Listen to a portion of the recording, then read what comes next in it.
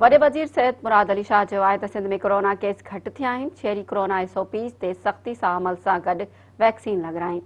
वज़ीर आला हाउस कराची में वॾे वज़ीर सिहत मुराद अली शाह जी सदारत हेठि कोरोना वायरस टास्क फोर्स जो इजलास थियो, जंहिंमें कोरोना केसनि ऐं वैक्सीन सूरतहाल जो जाइज़ो वरितो वियो।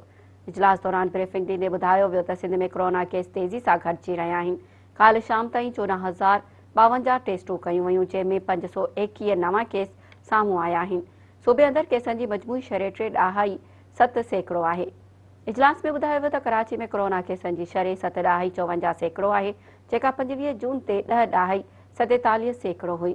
इजलास खे ब्रीफिंग ॾींदे ॿुधायो वियो त सिंध खे हिन वक़्त ताईं 41,75,997 वैक्सीन जा डोज़ मिलिया आहिनि, जंहिं मां 33,20,251 वैक्सीन जा डोज़ थी चुका आहिनि।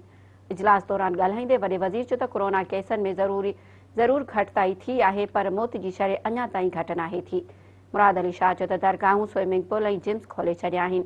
NCOC जेको फ़ैसिलो कंदी उन ते अमल कंदासीं। शहरी SOPs ते सख़्ती सां अमल कनि ऐं कोरोना खां बचण लाइ वैक्सीन कराइनि।